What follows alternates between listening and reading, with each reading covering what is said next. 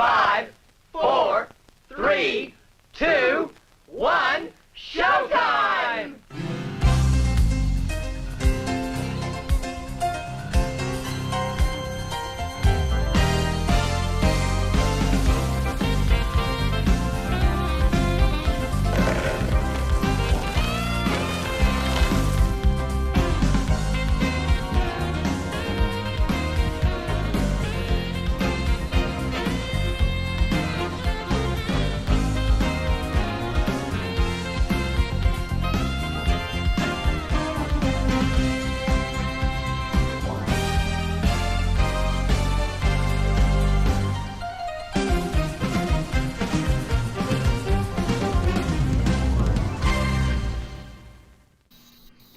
So, hello, I am Cade Thomas, and welcome to the 21st episode of Double Feature Movie Club. I am joined this week by Harrison and Diane. How are you guys doing?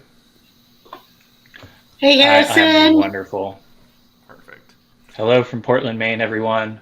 How I is wish, Portland, Maine? Cade, I wish your intro music today was replaced by the microphone feedback from Green Room. No, I agree. I thought they should have used that more. I was like, that's a very smart thing when it first started coming around. I was like, that's a really cool thing. I mean, some people don't like that noise, obviously. I was going to use temporary dye in my hair, green temporary dye. But I think Diane, what's stopping you?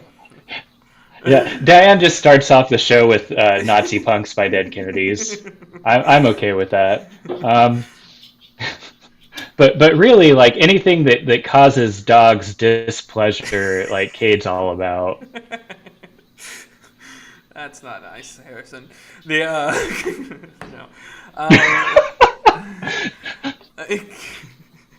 We're going with the not nice, but we're not going with the true or false here. Got it.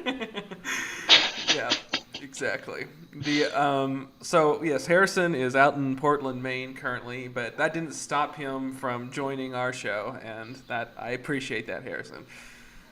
Nope. The internet is magical, and talking about movies with Cade Thomas and Diane over here, honestly, like, if I were on the International Space Station, I would still try and find a way to do the show. You would hate me for it. It would be probably the worst conversation imaginable. I'd still try and do the show. Well, good. They do satellite links to the International Space Station, right? Think we can get them to do that for our show? Yeah. We need to add that to our We list. might. Possible astronauts on our show as possible guests. Because what are they doing? You know? Tom Hanks, Apollo 13, Yeah. I think is a good start. Yeah. Kevin Bacon. Moved all 6 degrees of Kevin Bacon, right? Yeah. True. You know, does he have a podcast? Why do I think he has a podcast called 6 Degrees, or is that just not? Is that somebody else or something? But he should. I If he don't know. doesn't, I he can should. Look it up. He should have a podcast where he has people on that are 6 degrees away from him, and just really lean into that. At the very least, film historians should have a podcast on that. Yes. Oh, it's The Last Degree Oh. of Kevin Bacon.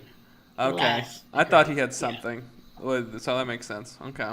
Yeah. I don't know what that means, the last degree, but I had to listen to the podcast, I guess. It's edgy, It's like edgy. Kevin. Exactly. Isn't he married to Kira Sedgwick? Isn't who he's married Yes. to? Okay. Yes. They've been married for a long time. Mm-hmm. Yeah, she's a really good actress too. I've loved her in everything she's in, and she needs to be in more things. Just a fun fact about Kira Sedgwick, in my opinion. Well, great. Like I said, we're talking Greenwood Room and Mayhem. Well, I sure had fun with it. Thank you. We're talking Green Room and Mayhem, 2 action films. They are they're very ultra violent. Would you say that, Diane? Is that what you would describe them as? Yeah. Mm-hmm. They're gross. They're Yeah. Yeah, okay. Two Gross. gross action films. And I do feel like it's the perfect opportunity now to apologize to you, Diane, for the past few weeks of videos that you've had to go through. And I give you my heartfelt apologies with the planning of this.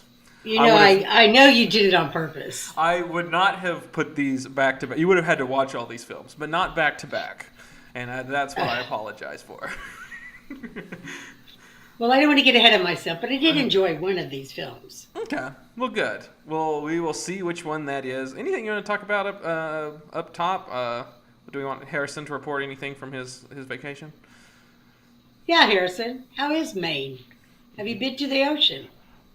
Well, apparently the internet is terrible because I'm just now hearing your question. But That was close. yes, I have been to the ocean. There's this really they have ferries out to different beautiful islands that cost like $7 round trip. The food here is probably the highlight of the city. Recently, New York Times released like a top 50 restaurants, and the only cities that got two or more restaurants on the list were like New York City, Boston, LA, and Portland, Maine. Wow. So I yeah. believe that. If you love Sorry. lobster rolls here are just extraordinary. But yeah, first time in New England. It's great. Yeah. I love. Me and Diane are big seafood fans, so so eat enough lobster rolls for us. Why do you live in Oklahoma? Trust me, I ask myself that all the time. So, Harrison, have you seen any remnants of the hurricane? No, it passed too far east, really, for anything here. It was very windy yesterday, but no, nothing near like hurricane, anything at all. Next 4 or 5 days are going to be real sunny and nice. So I just looked out. It was kind of the same way with Vancouver and Canada, where maybe the first day or two was dreary, and it's apparently dreary all the time there, but not for me. Yeah. And did you watch these movies on the plane ride? When did you? Are you watching beforehand? Oh my God! I hope there were no children. Well, it's funny you mention that because that really gets into my opinion on Mayhem. But we'll get there. The first half I watched before I left for the trip, and the rest of it I watched on my iPhone in the hotel room, as I did with Green Room, and yeah, pretty good movies, both of them. Got a lot of things to say, about your movie podcast. Mm-hmm. Yes. Thank you. Anything else, Diane? So you like film? I do like. Yeah, I wanted to give a shout out to Ava. Yes, she's out there. She's waved at us. She waved at us. Our big fan. They're experiencing some thunderstorms where she's at right now. So Ooh. Close to hurricane winds up there. Anyway, I can tell you, Ava did not watch these films. Yeah, well, good for her. And I don't think she should. Yeah, so Ava doesn't like torture or any violent things. She has standards. Mm-hmm, she has standards. So yeah. We think that it was probably good to avoid this from her perspective. Yeah. Okay, Diane, we're gonna jump in, and Diane's going to explain the plot of the movie Green Room, 2015's Green Room from the A24. Once again, moving our way through the A24 catalog. And okay, Diane, we're going to start with our feature presentation.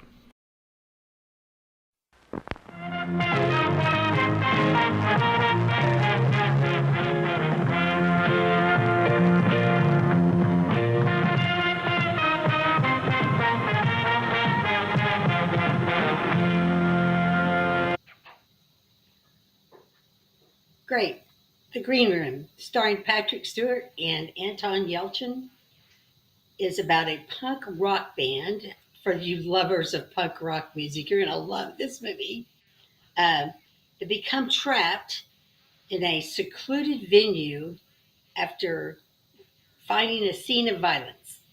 They found a murder, and they realized that they were in a this secluded venue. Was it in outside another Portland, only in Oregon, and it's an alt-right domestic terrorist training camp that they were playing at, and of course they played some songs they probably shouldn't have considered where they were at, but neither here nor there. They did witness a murder, and the people at the camp decided that they should not survive to be witnesses. So from there, the fun ensues, and lots of white power skinheads and Patrick Stewart with a really strange accent.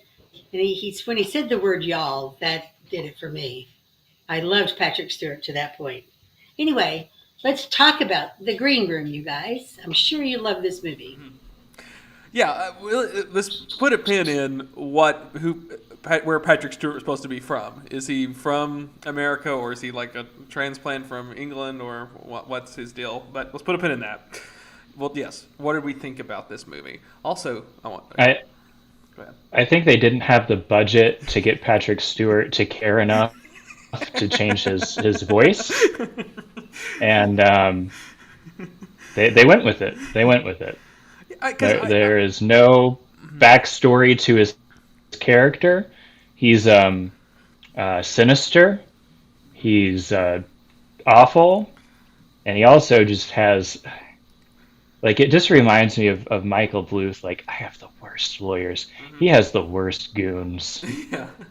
Which, bringing up Arrested Development, the girl in this is maybe from Arrested Development. She was also in Search Party. No one else really talks about that, but that's a great TV show, comedy TV show that she just wrapped up earlier this year. Anyways, watch that on HBO Max if you haven't. Anyways, wow, she really grew up. Yeah. Hardly recognize her from Arrested Development. Yeah, she's like at 30 now. Mm-hmm. Anyway, I've seen Patrick Stewart do a much better job playing the bad guy. I like him playing. I liked him in this movie. I found him to be somewhat, a very interesting villain. To me, it was what it was the interpersonal sort of stuff between him and, they're essentially this gang who, he's like, I don't care who falls for this or who goes to jail, but I'm not, and you'll be taken care of if you sort of take the fall for this sort of thing. And so everyone's moving around trying to make themselves preserve themselves, and then everything. I find that to be very fascinating, the sort of interpersonal politics of this group, and him being the ringleader at the top of it. Oh my gosh! Haven't you seen movies where there have been a better ringleader? I love Patrick Stewart. Immensely. Never mind. So it's going to be very difficult for me to hate anything that he does, and that's called haloing. That's where you halo somebody. And Mayhem, I'm you would not actually on Twitter enough to know that, I guess, Diane. Yeah. No, that's actually a corporate thing. Oh, okay. If you watch Mayhem close enough, you will see where there's somebody being haloed in there. Mm-hmm. Yeah. Well, okay, so not that I want to give away any of the plot. Yes. So what do you want? So let's. Do we like this movie? Harrison, did you like this movie? So it's a very qualified.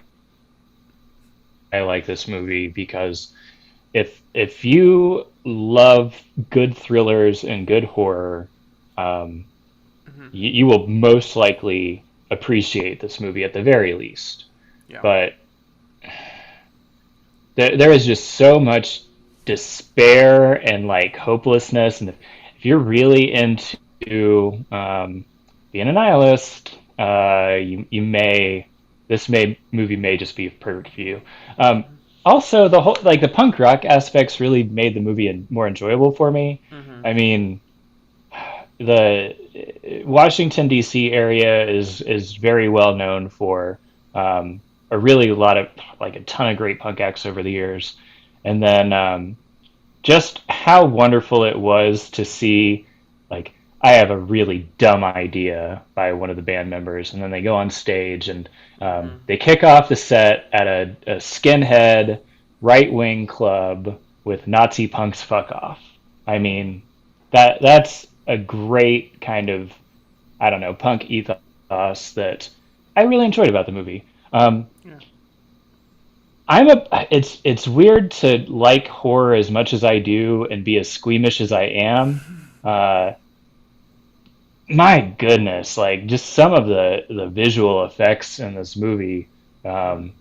it is gore done extremely realistic and extremely well. I think in comparison, if you're comparing that to Mayhem, you sort of see where people could put their budget to stuff. Like the Green Room's incredibly Yeah. low budget, but it is made like they put this budget to these prosthetics and to these things, and the lighting and every scene has. I mean, the cinematography in this is just astounding. It's just really beautifully shot. True. To what it's supposed to, be conveying and everything. Yeah.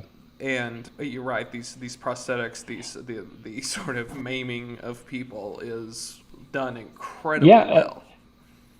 Even more than just that, like the way they set up the scene with the playing the really crappy show at a diner that was like a backup.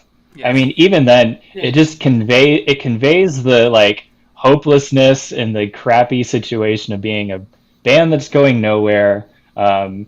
Getting paid $6.50 after a show's over. Like, no, that was extremely convincing. It's very authentic filmmaking. I will put it that way.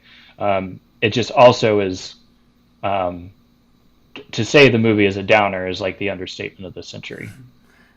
Yes, I think I would imagine a lot of people that are punk rock artists really like this movie and things, and knowing a few people in that scene from college radio days, they and that, I love that the guy we work for college radio and all that sort of stuff. That's very, very true in the world that there are those sort of groups and everyone sort of anyway. But you're right that I love the fact that the venue fell through because of some sort of noise complaint. So he gets them this restaurant to play noise complaint and some filth. Yes, real filth. Yeah. Cade, I can definitely see you walking up to the punk rock scene radio guys and being like, "So, Desert Island Band, ABBA, right? Yeah. Right? Which one of you is going to admit it's ABBA or Prince?" That was my favorite through line of the entire movie was the fact that they sort of start out by being very much like they have this front and the idea is like, oh, they're punk and they're very edgy and all that, and then slowly by this movie that's chipped away and they eventually, spoilers, kind of they end up saying sort of what their bands actually are, except for one person, and so that sort of thing was really, really good, I thought. Well, I'm just going to say, I like this movie. Mm-hmm. I did really like this movie a lot. I found it to be very, very well made. The craftsmanship behind it was really what I liked the most, of how threads were weaved. It was a simplistic movie, but I think what it did really with that simplicity was what made it real interesting. I love the sort of setups and payoffs. That's really was one of the things I really liked about it was just the different things that you knew was going, like obviously the band thing was going to be a through line. Just different. There had been different things set up of like from a thriller perspective, where you're like, well, that's going to be a thread later or whatever. And I just love movies that do that, where things don't come out of left field, that everything's sort of set up and pays off later.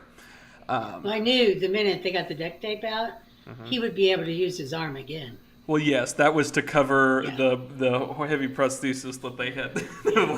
That was where they were like, we're getting that out of the way because we can't keep doing that throughout the whole movie. He could wield a sword. Oof. I mean, duct tape fixes everything, right? So. My favorite character was the dog. Oh. Mm-hmm. Yeah, I love the dog. Yes, he had some real character development. Certainly an arc, more than many of the other skinheads. Yes. That's really true. compete. Honestly, like the dog and Patrick Stewart were really just like taking turns stealing scenes. Yeah, that's probably true.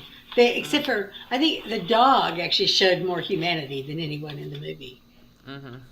Yeah. Yeah, I found it. I Well, he liked. certainly ate more humanity than anyone in the Yeah. movie.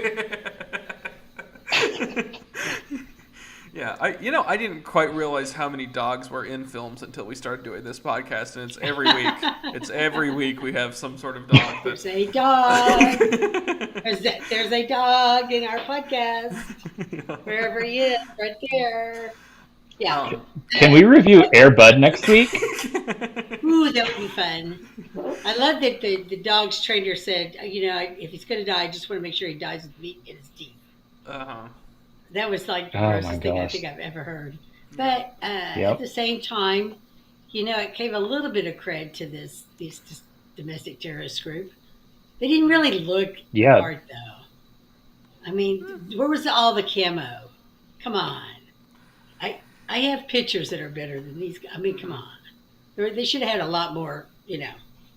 military look to themselves. I like because they're filled with a lot of these like character actors that you see in a lot of different things. Like I really That's liked true. who they brought in there. Like they did really good job filling in those. Yeah. I'm like, oh, I've seen this guy in so many things, and it really just great, excellent casting. I think that more movies should be cast this way of like filling it out with these really high quality like character actors that you see in different things to fill out. Because even the main sort of cast was really well cast with the band and everything. I really enjoyed the pacing of the film, and I just really liked the cinematography. That was the color grading really made that mood because it really captured the Pacific Northwest really well, and I just love that area and how muddy and rainy and all that is. It was beautiful, but gross, but also beautiful. I wish I would have spent more time outside Well, than inside. I think this movie really made Patrick Stewart's career. I think he's going to have a long and productive cinema. I don't know. Yeah. I think the future is looking bright for Patrick Stewart. However, his character was so convincing that I'm fairly sure that this is true to life to some of his beliefs. So we may have to cancel him before he gets really big. I just didn't, it's so hard to see him in this role, I think. I didn't find him believable. I mean, he's a wonderful actor, don't get me wrong, and I love everything that he's in, but he just was not sinister enough. Did you ever watch Justified, the TV series Justified? Mm-mm. Well, they have some several episodes that kind of, brush with the skinhead kind of all camps like this, and the people that are in there. I mean, these guys were the ones in this movie they bathed. I mean, that was pretty amazing. And then the leader was just rough looking guy, and Patrick. I'm sorry, but Patrick Stewart is just too beautiful to be rough looking. I mean, liked in my how sense. kind of, whimsically I'm sorry. folksy he kind of was, but British and with his little hat and that. I liked him in this movie. I thought that was a perfect Well, sort of maybe he was supposed to be juxtaposition of Comic sort relief. of. Well, no, I don't think he was supposed to. He was. A I dapper thought he was- racist. Yes, a dapper racist. He's the old sort of English racist that exists, and he comes here and he wants to bring the sort of old school English racism to America. That's the way I understood this character, and I like that. So he makes this group of skinheads, and he's the leader, and he's like, yes, I believe in the white race or whatever, and he's this old school English racist, and I thought that was perfect. I liked him, and I liked how sort of he's like, everyone can fall except for me. You're all dispensable. I liked that character. It was simple, and I liked it. So you're saying he was a colonialist, Yeah. right? Okay. I would have never gone there. I would have never thought that you would actually Yeah. have to bring in one of those guys to run a white supremacist group in the United States. I think he just did it. I don't think he had to. I just think that to me that was sort of my headcanon for what Patrick Stewart was doing there. Yeah, okay. I don't know if that's what the movie was saying, but that's what I was getting. Yeah, it's funny, like the longer the film went on, the more I felt this sort of tension in his character, which was like he's really like running a front operation for like heroin. Yes. And basically I just thought to myself, is this guy really just like in it? He was super like ideologically driven whenever he was younger, and now he's just like, hell, just gotta make a living, just gotta sell my dope, and I guess white power and everything, but man, just get off of my stash, guys. Well, and really, Julie, would one of these places call the police? I mean, I'm not sure that they would call the police. Well, they call it, yeah. I just don't know that they would. Yeah, no. I know. I didn't really have a problem with the movie. I mean, it's not one that I would pay money to see, but for people who like this kind of action movie, I guess it's a good, because you were right, they did spend some good money on, bullets, going through heads, and I mean, that whole. None of it seemed like I mean, obviously these are props and obviously these are things, but like some of the best I've seen, or at least it's shot, at least how it was framed. I mean, it was never once was I taken out of the movie of like, oh, that's cheap looking, or oh, that's not well done. The entire thing was very immersive in that sense, unlike our next one, which constantly taken out of the movie by how awful the effects were. But this film it knew its budget, and it played into it, and it picked what the things that they were going to do well, and they did the technical side incredibly, incredibly well. And they only really had a few characters that they had to do that with. Yes. When you think about it. They didn't the duct where tape Mayhem, yeah, where Mayhem had to do hundreds of characters this way. Yes. Yeah. You're right. They were able to focus in on these handful of characters. Were any of the characters likable besides the girl from Arrested Development? Yeah, I liked her. I liked her a lot. I wanted her to live. I thought so too. I like the other girl too. In terms of just how savvy she was, and just how like violent. I don't know. She was a very flawed character in a good way. Mm-hmm. Sure, violent, but also you kind of get a sense of her background and her motivations and her actions without like her ever really taking up very much screen time at all. Like for the amount of character you get, no doubt. She put in a great performance. Honestly, most of the band put in a pretty great performance. The one band member who it's necessary to like the characters as much as it is to understand them and like and to, I mean, you can kind of hate them too, and I still like them as characters. Yeah. As long as he has meat in his teeth. Yeah, exactly. No. She does the blonde girl that you were talking about. She does have the best line in the entire movie. Which was at the very end. Oh, at the very end, yeah. Yeah. Yeah. I will tell you. And I'll tell you. I go ahead. forgot to turn on closed captioning when I was watching this movie, and there was a lot of mumbling that I don't pick up on when I have closed captioning on. So I think that's why I got fixated on Patrick Stewart's accent. Because you could understand him more. But there was a lot of, it was really, I don't know if it was just the sound or if it was mixed, but they were very articulate people. I wish I'd turned on closed captioning, which if somebody's going to watch this movie, turn on closed captioning because there are some good lines and it's some good, And that's what I was going to sort of say is that there was a lot more humor in this movie than I had anticipated. There was a lot of different things that, like, at various points, it's not like a comedy by any means, but it's punctuated from a few different points with comedy. I think of, like, the asbestos line and different things of that was their radio show. Their radio interview. Yeah. There's a lot of little things like that that's, I think supposed to be like a very certain, like, on purpose, intentional is where I'm talking about. Intentional tone and an intentional sort of perspective that I really enjoyed. Yeah, that sort of sardonic, extremely black comedy. It's funny because the movie starts out pretty humorously. They're in a van. One of the band members falls asleep, and, like, instead of everybody dying a horrific death, they're just in a cornfield. And oh no, they're out of gas. Let's go to an ice rink and let's siphon gasoline out of this this car. It's all just like silly, happy-go-lucky kind of. We're a band on the road.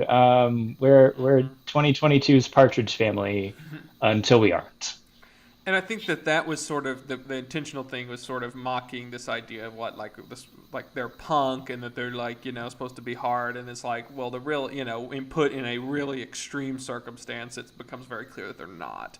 And I do think that is part of the perspective, and that what it's sort of saying, and the comedy of it, sort of, or whatever, the intention is that, is to sort of show some of that falseness behind that, yeah.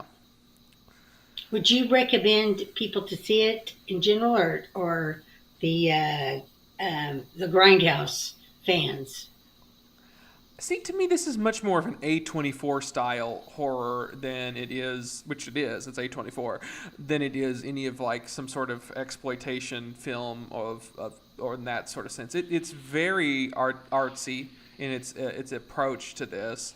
I see, that's where I'm just kind of like, I can see, to me, the other one goes that way a little bit more grindhousey kind of cheapy thing. This is a way to sort of tell that with a high art sort of gloss to it that A24 does. Like it so that's where I think it makes it a little bit more palatable or whatever.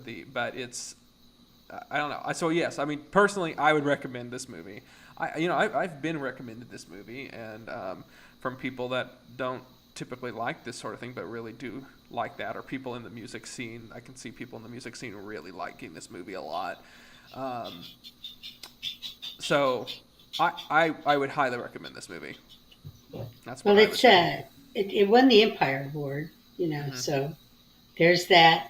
Let's see, I was looking at A24 was a distributor, and they are good at picking up and buying indie films for wide release that are more popular.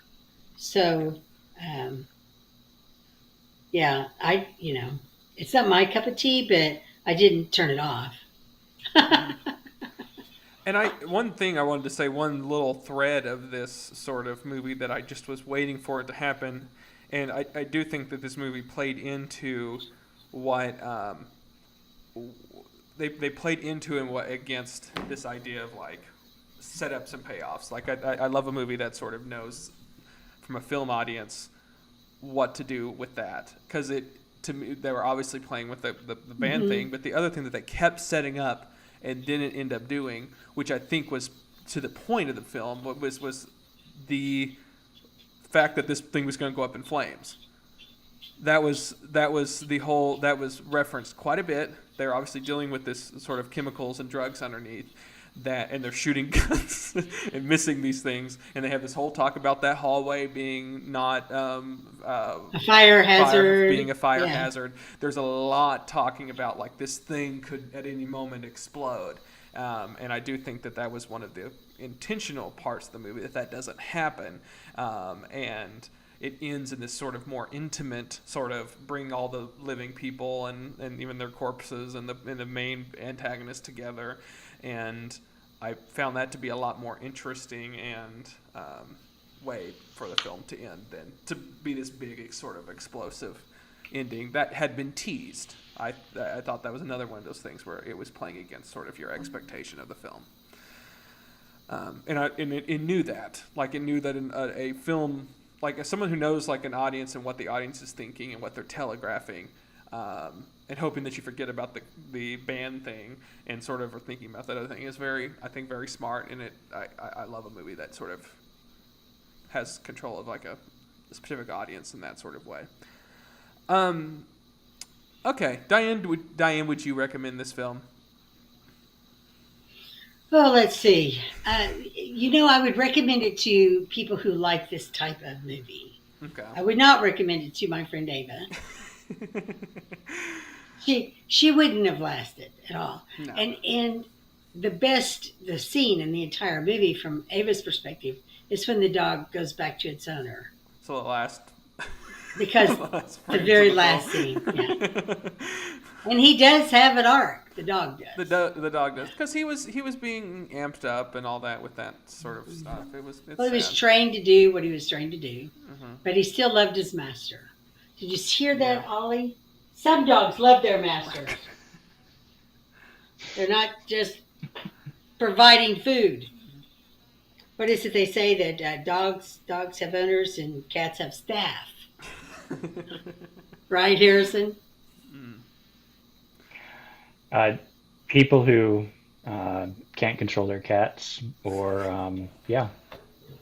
have very unneedy dogs or really like to make stereotypes about dog people and cat people, Diane.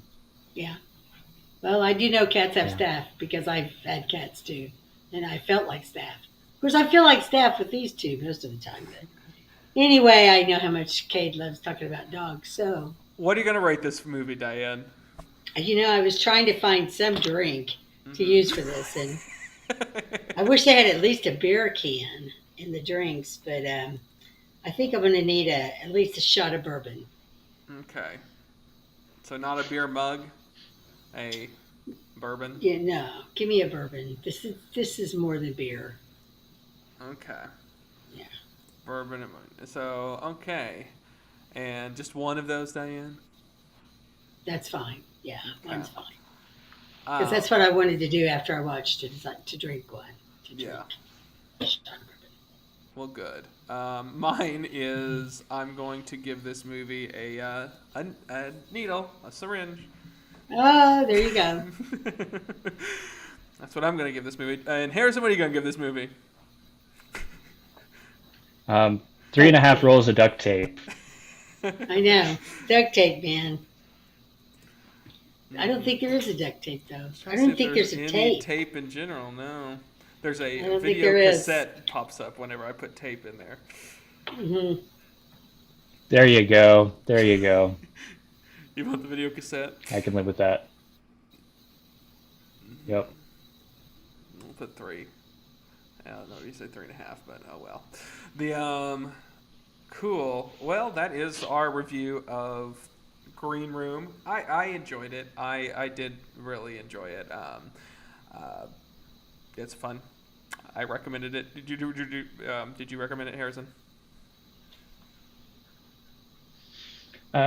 Qualified, yes. I wouldn't. I would really have to be very comfortable and good friends with a person to actually recommend this movie to them. To Cade's general audience, I would say no, probably not a great movie for you. But keep talking to me, and maybe you might like this movie. Yeah. Well, great. I'll recommend it to everyone. No caveats. That's how I ended up here. Love Star Trek? You'll love this movie. There are 2 Star Trek actors in this movie. It's just like Star Trek. Yeah.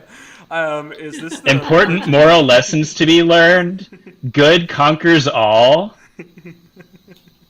Exactly. Perfect. See?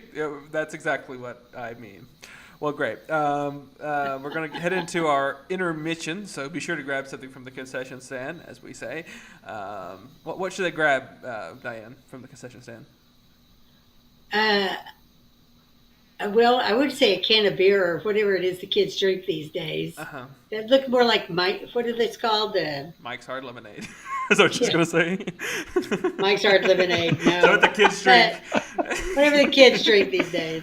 Those That's they never ate White anything. Claw, There White was, Claw. It was like white cans of stuff Mm. that they drank, which was probably a Red Bull, Mm-hmm. something Meister. Cool. I would say grab some of the candy you know and love, as it says in our thing. Oh, the candy and Diane, did kids in your day survive? It's amazing. Let me tell you. It's amazing.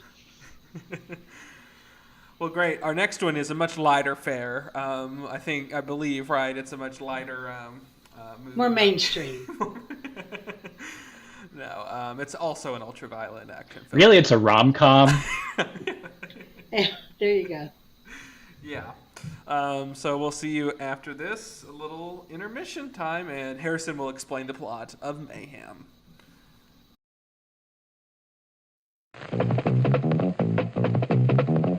Good evening, ladies and gentlemen. It's intermission time. All these delicious treats are waiting for you at the refreshment stand. Delicious fresh popcorn, ice-cold cola, and candy you know and love. They're all ready for you now, so you won't have to miss any of the feature. Come and get them. And now, on with the show.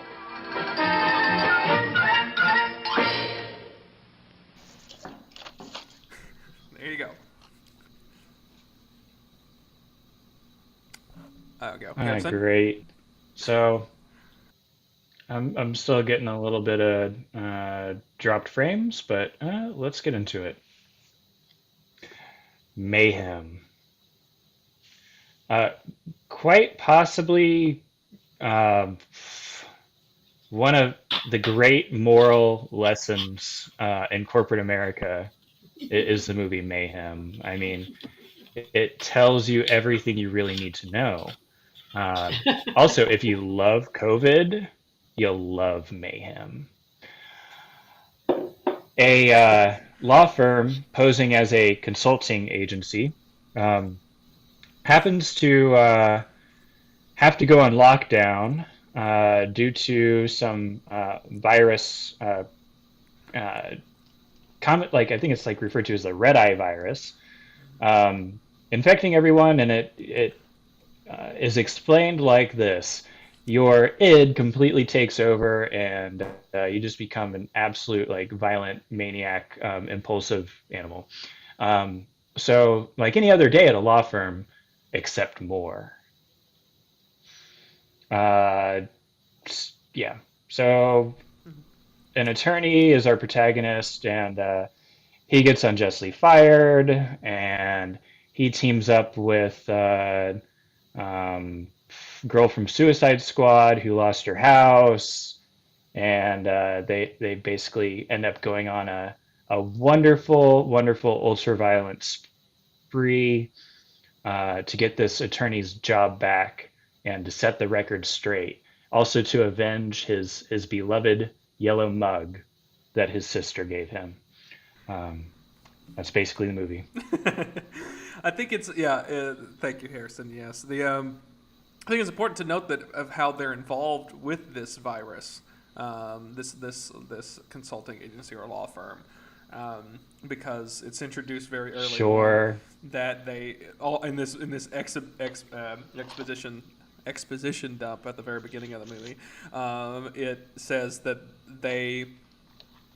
one guy they've set a legal precedent that this guy who killed one of his coworkers whenever he had this red eye virus, they were able to get him exonerated or whatever. He didn't get any sort of he wasn't whatever he got off for the the red eye virus is the new insanity defense. Yes. Basically, you can't be held liable for what you do while you're infected. Yes. And other people can very easily see that you are infected because you have just this horribly bloodshot single eye. Mm-hmm. And it changes which eye, right? Not everyone is the same eye, right? It wasn't that. It's just one eye. It's just one of the two. But it is just one. I thought this was interesting because this movie was made before COVID. Yes, that's important. To But know. it was hilarious from the perspective that it is a global pandemic has occurred with this red-eye disease. It is airborne, like COVID, and once it infiltrates a building, everybody has to be quarantined within the building. Has to stay in lockdown for 8 hours or 10 hours until the ventilation system can be pumped out and people return back to normal. And the fun thing about this virus is it won't actually I call this movie kill you. totally ahead of its time if it wasn't such a terrible movie. Yeah. But it was a great concept. I love the fact that when they're explaining this virus, they're talking about how over half of the people infected in the world are all in the United States. Because I think that's what Joe Lynch was the guy who did the movie. I think what he was tapping into was that rage. Rage against the machine, rage against corporations, the rage that got Trump elected, the rage that wants Trump out. It's road rage. It's rage that's, filling in the United States right now. And that's what he's tapping into. Especially in the corporate world. Sorry, I had no idea that your sign says Cade on there, Diane. I did not mean. It's okay. I know who I am. No, yeah, I agree. I think that is sort of what's about. But the point is that Stephen Yeun, he's the main character of this, and he had found this loophole that allowed their client to get off on this sort of thing, and so that's sort of they're all sort of have been tied into the movie's also it's about a lot of different things, but it's also sort of about the corporations or really law sort of firms and their idea of like how removed they are from their own they're not ever really held accountable for their own actions that they do, and this is sort of a way that they're getting their comeuppance for this sort of. Yeah, I wish the movie wasn't about so many things, because then it could have been a little better. So this movie, I think, I have my first note. You can see how Green Room used its budget in comparison. I think that this sort of thing, like there's just too many CGI sort of blood shots, and even just that exterior of that office building was just very CG, and it's just there's just a few just different, it's very low quality and all that. But Mayhem was made for $2.5 million, and the Green Room was $3 million. Oh, so really close. Really close. Yeah. I didn't realize they were that close. Yeah, that's pretty impressive. I think the Mayhem had a much larger cast to deal with. Yes. A lot more people in it, but you're right as far as a lot more utilizing. Sets. Yeah. As far as utilizing the gross parts. Yeah, I think the Green Room excelled in that. But again, they only had like 5 or 6 people they had to really do something gross with. And they only had the one named actor. The woman is Samara Weaving, who she's now becoming more pop. She was in, remember Ready or Not, Diane? Did you watch that? Watch what? Ready or Not. Ready or Not. Yes, I did. That's the same girl. Oh, yes. Wow. Yeah. So she's starting to be more and more in things, but she wasn't at this point. Oh, yeah. Well, I thought she looked familiar. That I had seen her in something, before. So Babylon, Snake Eyes. Yeah. Well, she was really good. You knew, though, when he first met her in the conference room, they were going to be something later. I mean, that was good. That was a setup for something later. Yes. You just knew that was coming. And she was also in 3 Billboards outside of Missouri. That was it. 3 Billboards. That's right, where I saw her. Anyway, and I will tell you guys. She's the niece of Hugo Weaving, just before we move on. Oh, really? Yeah. I didn't know that. Wow. I will tell you, though, from somebody who spent 40 years in the corporate world, this triggered my PSTD big time. Kara Powell, I worked with her. She's the one that the boss always haloed. No matter what she did, she was going to be praised because she was the boss. His name dropped. Yeah. Yeah, exactly. So yes, so yeah, it did give me my corporate PSTD triggered, from it, that how politics works, what happened to the poor guy, being the scapegoat, and the Corporate reality is PSTD as opposed to PTSD. Yeah, post-stress traumatic disorder. I kind of like it the first way. PTSD. Did I say that wrong? I'm sorry. Yeah, that's fine. PTSD, yeah. Yes. Just so yes, wait till you guys are in your careers for 40 years. Yeah. You will feel exactly the way these people No, did. I think that, like, I think Harrison's right. It was focusing on just, it had a lot of different things going on, but I did think that the corporates, like, the satire was pretty good. Like, I think I think a better direction would have helped this film, and a little bit more streamlined of, like, cut some things and expand on other things. I think it could, like, in comparison, so I mean, this would be in the same sort of vein of, remember, we watched Mom and Dad and the Crank movies and these sort of high octane action sort of things, and this sort of gross action. I think it's at the top of that. If you're going to compare it to that sort of stuff, it is at the top of that sort of pile, if those are what you're getting them compared to. Because I do think, I mean, it's satire, and it's sort of, a satire of office politics and all that, I think is great. I do think that they do a pretty good job at that. And they it did has a lot good of job little of problems, and yeah. Mm-hmm.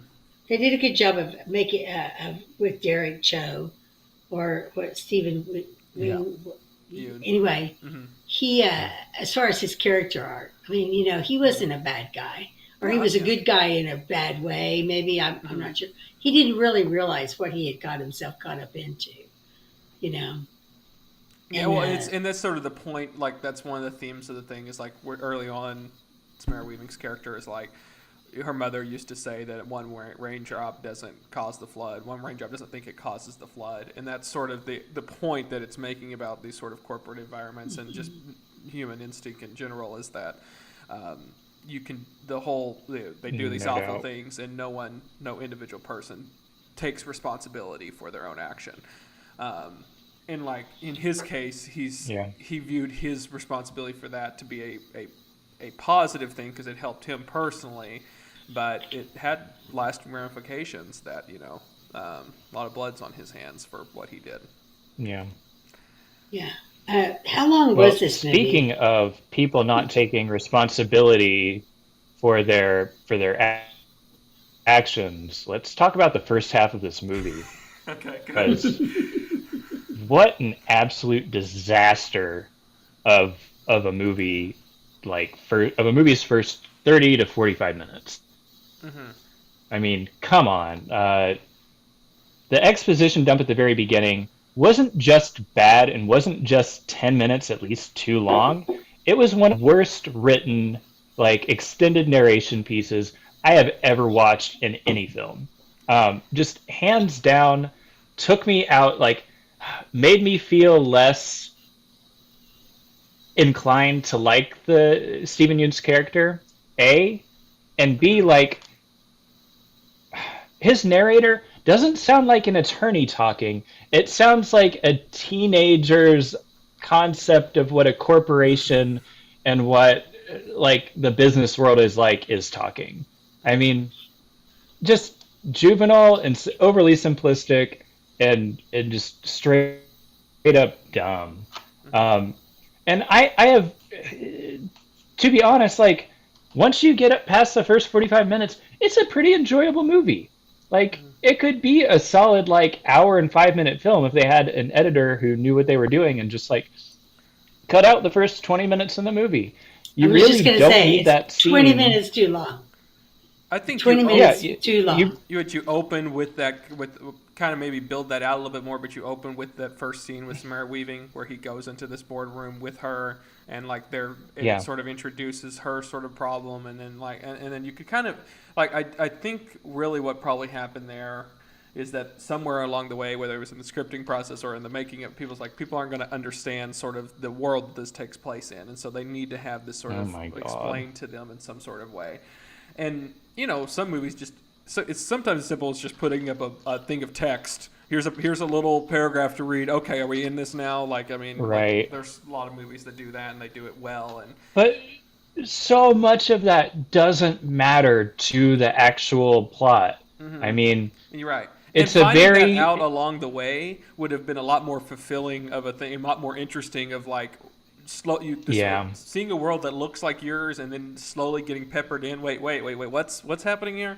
Would be a lot more interesting of a thing. Like, oh, like there's a pandemic. Oh, it does this. Like, just kind of peppering in this would have made it a lot more like interesting and intriguing to instead of just throwing it all at you in this This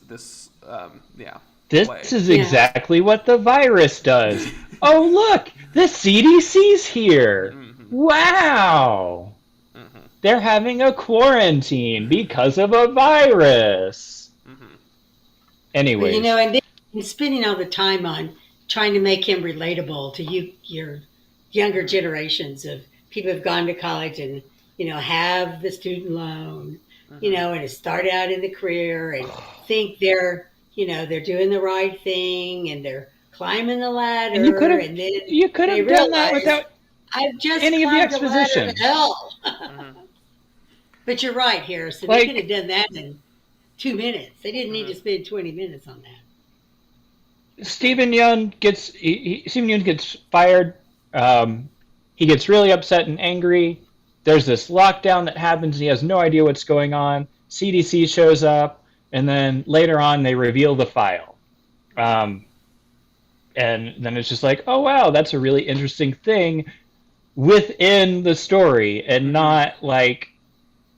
And wouldn't that have been a lot more interesting to sort of learn his sort of involvement with this later? Like, and it would have like, you would have been in his shoes and you would have been seeing it from his perspective, and then it would have complicated your perspective of him to realize later of how he was so involved instead of right off the bat knowing how he was involved in that would have been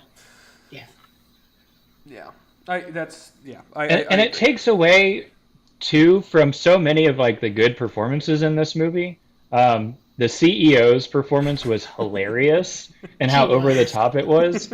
I love the drawing. It rivaled. What was the name of the Hedwig and the Angry Inch, or what is that guy's actor's name? Anyways, like you get some really great camp moments in this movie, and they're all just overshadowed by the just awful first half. And second half, breezy, fun. Yes. So, and I don't know any actor who's in this except for those two leads. They're all like, this is like their one role that I've seen them in, or no, maybe they've been even bit roles. But they all came to play, and they all did good. Like, that also shows like how you can cast people that hasn't done anything and everything, and they can give great performances and do all that. Like, I wish it was shot better. Because, Jesus, this is shot like a direct-to-DVD, like early 2000s film at so many points. You're reading my mind, Cade. It is so flat and so lifelessly looking, and like several scenes have this vignette around it, and I'm like, why? I don't exactly know what the purpose of that was, but it wasn't artistic. It was like, one sticks out like he was sitting on like a copier, and he was vignetted, but the scene that he was cutting between who he's talking to, Samara Weaving's character, is like it wasn't. It was just there was just a lot of different bizarre choices there that I didn't. Yeah. I did like the one thing, he wanted this corner office so bad, and then like they show this office, and this office isn't even it's I don't know if that was the point of it, but it was the ugliest looking office ever. I found that to be interesting. He was great in this movie. Yeah. His performance his elevated the whole thing. Yeah. And his best friend's character was also really good. Also was handed probably the worst line in the entire movie, which is, "Do you think I like eating kale?" I know. just these absolute stinker one-liners that just, yeah. And nonetheless, like a likable, enjoyable character in all other respects. That they dispatch, like he's out of it, like real soon into the thing, and that was like, I was like, oh, I kind of wanted him to come back around at some point, or like I guess it was supposed to give him some sort of motivation. I don't exactly know what the point of that. But he does come back around at some point, Cade. Yeah, he does. Oh, okay. And it's one of the best gags in the whole damn film. Mm-hmm. Yeah. No, And he doesn't even get a line in it, does he? Nope. In fact, you don't even see his face. What are you talking about? Am I missing something here, or the? When the CEO drags Oh. Yeah. Yeah. Okay. It involves making Stephen Yeun's character cry. Oh, yes. Okay, I know what you're getting. Completely. So yes, and I liked the sort of. He has to rise. This like I can see in their idea. He has to rise up in through the different levels that he needs to and get the key cards between that. Like that's a good sort of thing. It's kind of Raid-esque where he has to go to different levels and whatever. I mean, that's very high praise. It's like, what if we put Snowpiercer into a high rise? Exactly. Which that is. You do know that the CEO floor is always closed off. You know that no one gets to that. Yeah. Right. And then there is the floor below them, right, where the other executives, like the CFO and the COO, they also have a closed-off floor. So it kind of, a lot of this, from a corporate perspective, kind of made sense. Mm-hmm. You know, but yeah, as far as, it's always the women who're subservient to the men. Mm-hmm. There's always that one chick or guy that no matter what they do, or how badly they screw up, they're going to survive. Mm-hmm. The corner office is the goal, even though the corner office is like shit. Mm-hmm. But it's walls. And let's say we will fight to the death for walls and a door, right? So we don't have to be in a cubicle. Mm-hmm. And now I guess are at a table because they don't do cubicles even anymore. So yeah, a lot of those kind of working in a corporate high-rise thing was and I liked really, the guy really who was true. The HR who's the head of HR. Oh yes, Dallas Roberts, one of my favorite character actors. He was really funny in the fact that he's like, you know, he keeps it where he's on the guy who does the firing, so he's always on the right side of the sort of thing, and he just sort of does what he is told to do. And there are those people in the corporate world. That's what I don't. They're not necessarily just the people who are from HR, but there are people that you work with in the corporate world that are just, this is their blinder, this is what they do, and no more, no less, and I really don't give a shit about anything but this one thing that I do. And the fact, and they're fine with it. They'll just do what that is sort of told of them to do. Yeah. And that and it's like, hey, I'm not the person doing it. I'm just the messenger, sort of. I'm just the messenger. Yeah. I've had to use that line myself.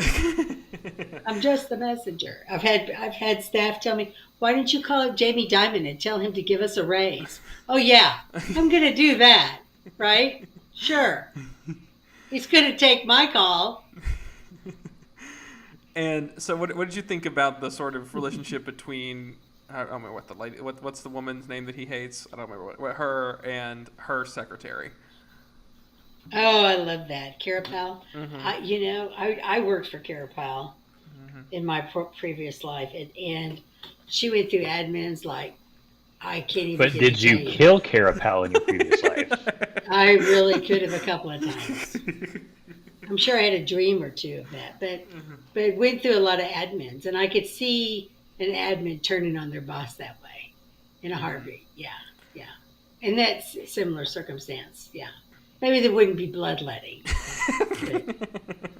but there would be. We used to say there wouldn't be any blood to let, really. Yeah. The admins ran the world.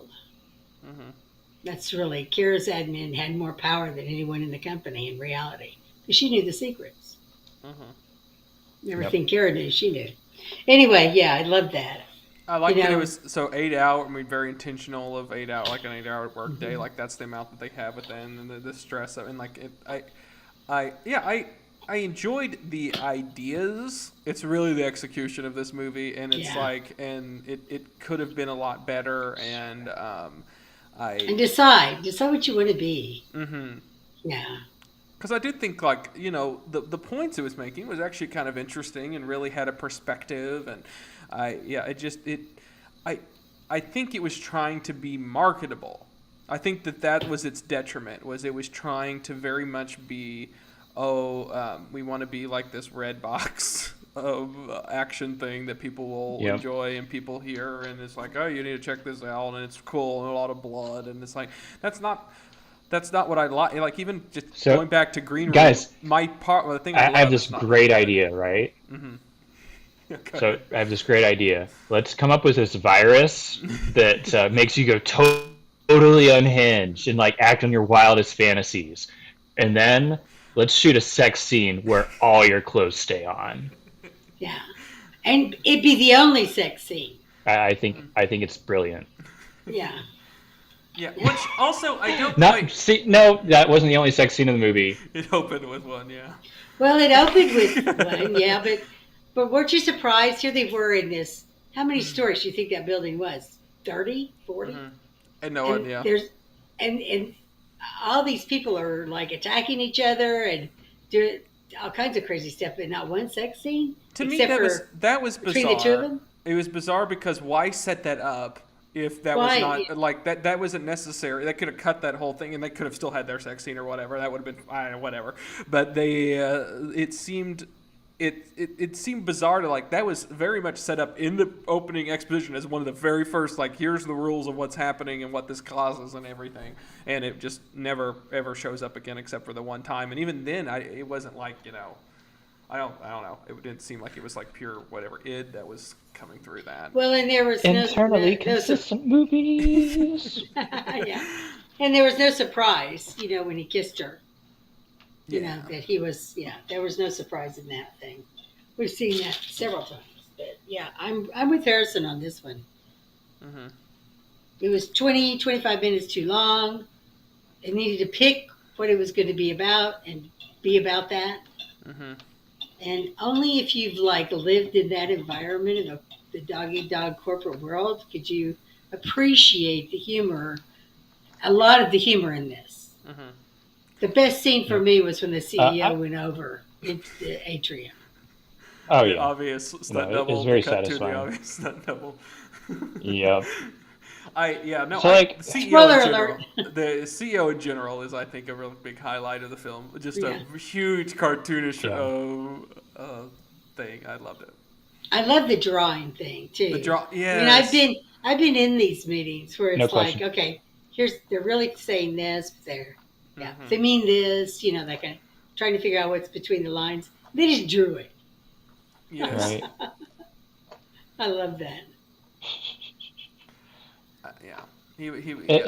There's so, like, the second half of this movie had so much to like and had quite a lot of just enjoyability. Like, if you want to go in for just like a dumb, kind of schlocky, but still fun, you know, horror, shocking, kind of silly movie, that's what it was. The entire second half of the movie. I'm glad that I paused and I, like, watched the rest of it the next day because I had a quite enjoyable experience after the trash that was the first 30 to 45 minutes. And yeah, Mayhem could have been a lot better.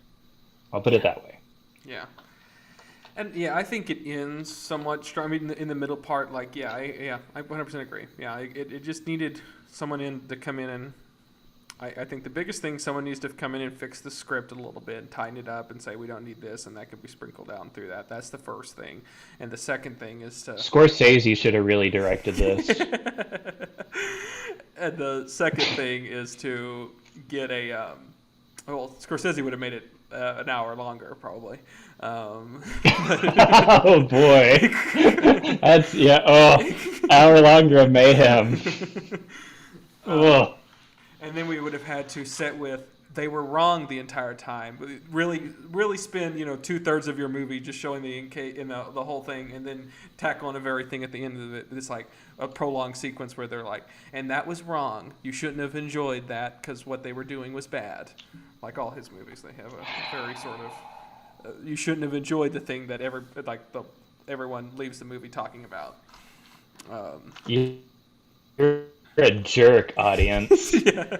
You're a jerk. But the good thing is everyone forgets that he says that at the end of the movie anyway, so and just remembers that, oh, drugs are good, right? And, Yep. and ripping off people and stealing things and murder, that's fine. Yeah, That's what his movies let's are glorify violence. about. Yeah. Well, great. Oh, we have to rate this. Oh, Diane. Why do I go? Let the Harrison go first. Okay, Harrison, what are you going to give this movie? 3 of those emojis with like the exploding head, Oh. to signify my abhorrence of the first half, but also if you have 3 of those, yeah. Anyways, exploding heads, 3 exploding heads. Perfect. I was going to give this, but now I'm starting to think. Oh wait, no. Never mind. I'm changing my mind. I know what I'm giving it. Sorry. Wait a second. Well, first off, would you recommend this movie, Harrison? If you're waking up from a hangover for the first half of the film, yes. If you need to cook dinner, if you need to microwave some popcorn, maybe do a little laundry, not pay attention for the first 30 minutes, watch this film. Yeah. I'm gonna give this movie a man swinging a golf club. Oh, that's a good one. That's a good one.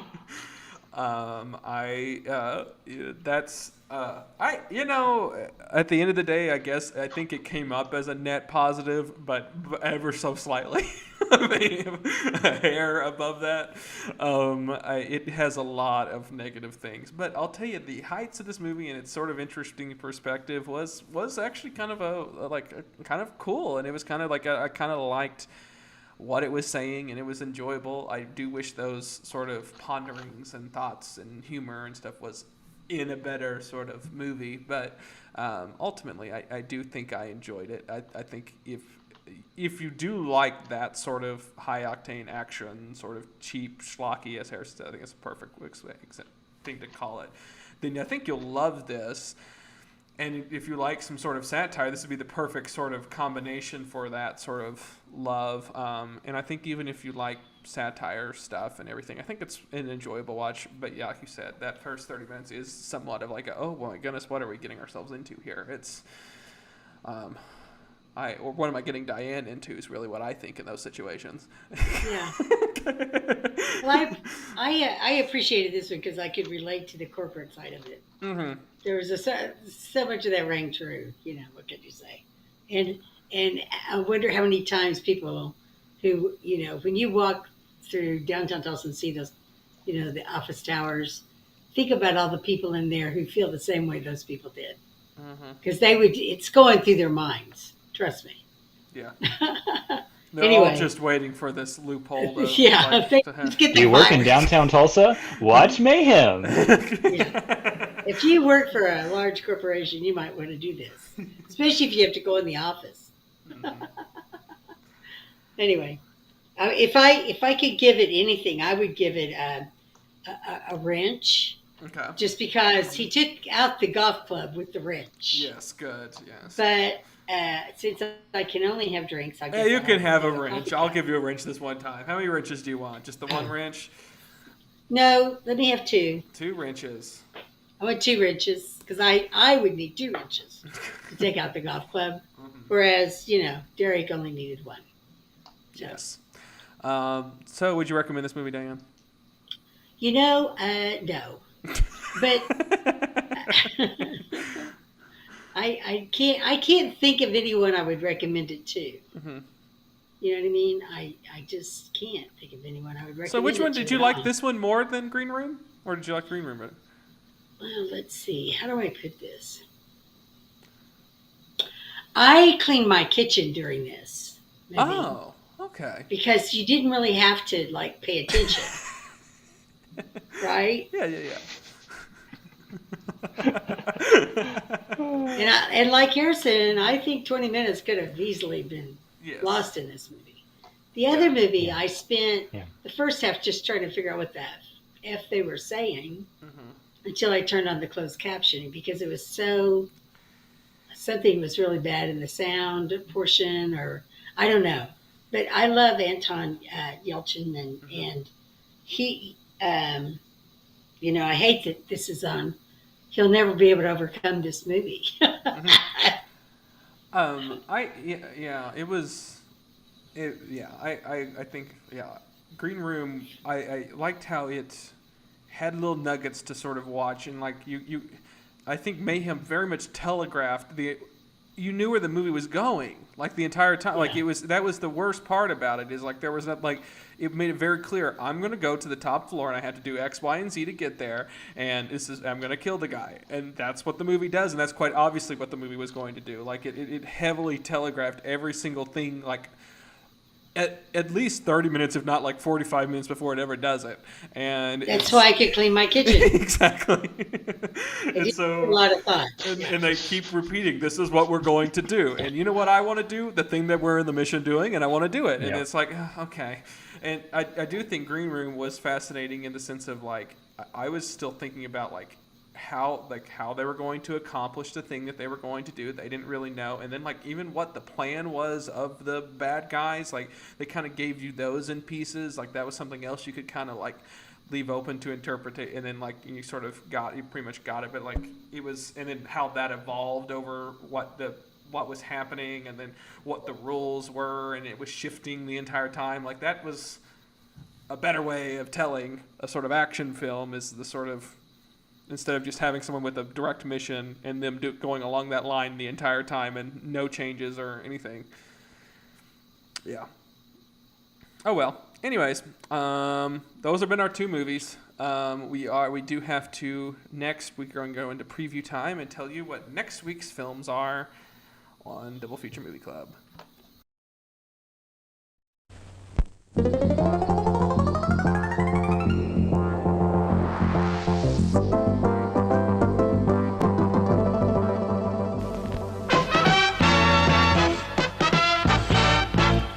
And now, preview time.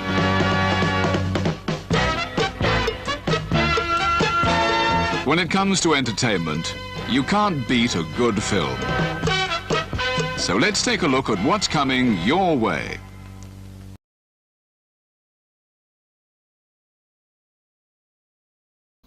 There we go. Hey. Sorry, I got locked there. Yeah, Harrison, are you going to be back from Maine next Sunday? Are you doing next week's movie? Do you know? Yes, I will. Cool. I think we are. We're doing the next week's. So if you loved Harrison this time... what are we watching? If you loved Harrison this time, you're going to get him again. Harrison signed up for back-to-backs. If you like corporate things, we're doing another corporate thing back in Diane's wheelhouse. We're doing Margin Call first. So Diane's excited about that. No more violent films, Diane. Yeah. As long as we get away from the horror, I'm okay with it. I don't think that Margin Call about the financial crisis is going to end with murder. I don't know. Maybe we'll be surprised. The real life story. Wow! Did you see who produced this? It's Zachary Quinto, whatever however say his last name. Quinto. I think he's in it. Wow! I just noticed that he produced it. Wow! Well, Stephen Yeun produced Mayhem as well, and you could really, he was one of the top producers in it. So he was heavily involved in that. Okay, so Margin Call has Kevin Spacey, Jeremy Irons, Zachary, Paul Bettany, Stanley Tucci, Demi Moore, Simon Baker. Wow! I can't believe I haven't seen this. I wonder if I have. Well, I'm not going to say anything because this might be my only chance to watch a normal movie. That's not a horror movie. Okay. Yeah. So that is, and you get to explain the plot of that, Diane. So be ready for that. I could do it. Okay, it's on Netflix.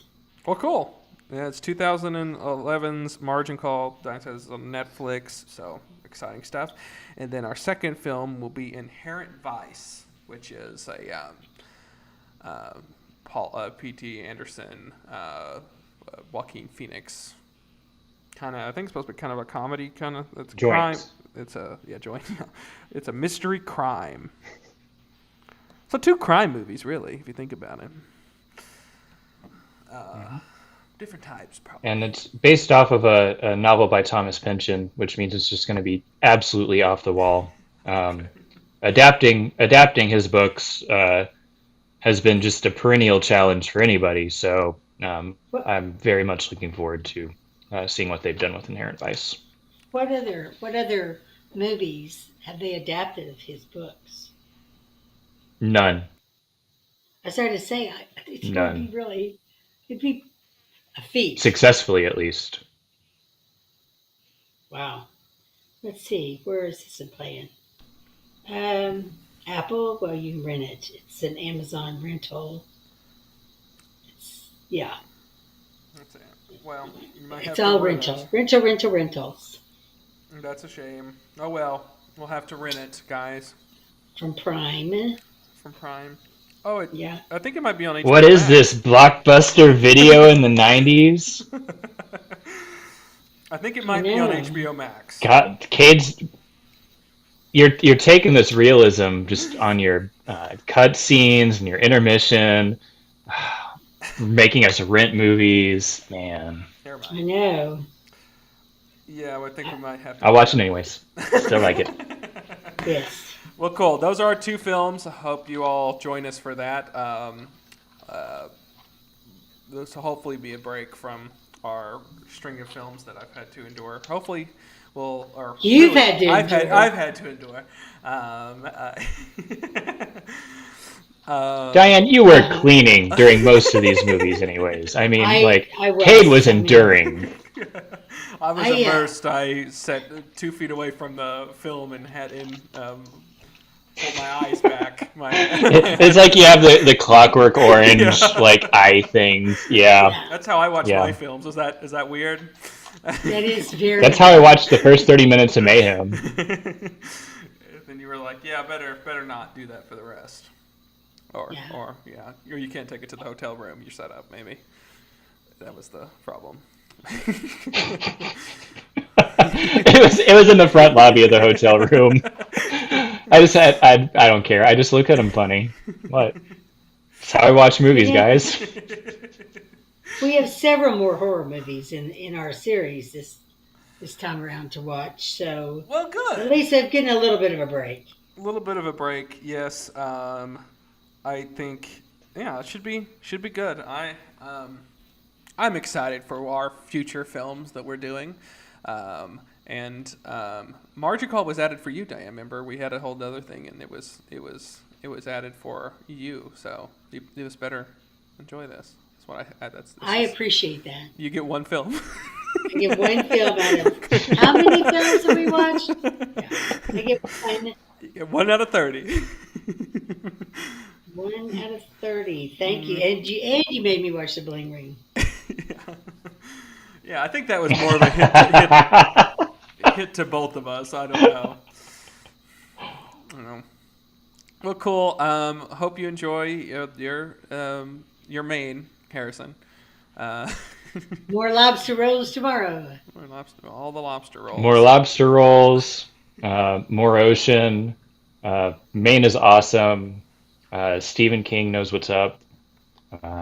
Yep, good place. Have Good you place. See you in Oklahoma next week. Yeah. Have you went to a lighthouse yet, Harrison? I've seen a number of them. I haven't actually gone in and visited any. No, we may do that here in a couple of days. Well, cool.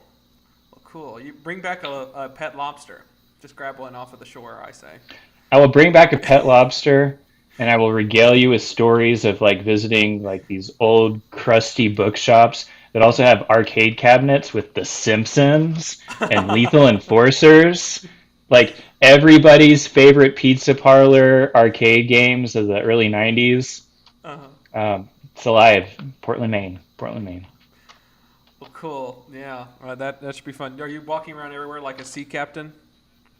Did you bring your sea captain wear? Singing sea shanties. Okay. Cool. Well, good. And yeah, I guess that's it. I don't have any more else. Do you have anything else, Diane? I was looking to see what was it known for. Whale watching. Whale watching. watching. Go out on a boat and watch some Yeah. whales. North Atlantic is really big on that. Yeah. Yeah. Do you see whales out in the ocean if you look out far enough? Well, is there whales out there? You have to like go on a. You generally have to go on a trip or a tour. Like the boats that know where they are, like really know where they are. And the one time I've done it, it was like much earlier in my life. I think I was like 2021. You saw tons of whales, and then like a couple of blue whales. So being face to face with the largest creature on planet Earth is astounding. It was like watching a gigantic blue island like just emerge out of the sea. It was amazing. Wow. So it says that Maine has more than 4,000 offshore islands. Oh. So you're going to check out maybe buying That's an true. island there? I'm going to buy 3,999 islands off of the coast of Maine. Oh, there you go. You'll leave one for them. And in all honesty, like it does remind me of kind of like Louisiana, just the way that the ocean and the islands are like very much intermixed, and you couldn't really tell it from a map. But if you look at the close-up maps of the coastline, it's just astounding how many offshore islands there are. And as a consequence, the ocean's really calm and pretty out here. And it's a good place to be. Well, we're expecting you to soak up all the trivia knowledge of Maine. So when Maine comes up on a question, you'll be ready. You'll now be our especially their WNBA teams. Yeah. Please. Please, yeah. Did you tell him what happened to you last week? Not last week. I mean, I told him the WNBA where we lost it because he was there for the WNBA one, right? Well, we had WNBA last week too. It was women's NCAA. It was basketball still. Women's that's right. It's still basketball. It was basketball. Mm-hmm. NCAA basketball. Okay. Yeah. So really, they keep hammering. So we lost again. Just to even people who's interested in our what's happened with our trivia on our podcast, we lost again. But we did it was two wins Trivia in a row, night. two loses in a row. So pretty good statistics, I think. 50-50. When Harrison comes back, we'll win again. We'll win again, yes. When we have our full team, we'll win again. Cool. Great. Well, thanks for watching these films. Thank you, Diane, for not quitting on us. That's much appreciated. Thank you, Harrison, for joining us from Maine. That's exciting stuff, and we'll see you all next. Thank you for being a great host, Cade. Oh, thank you.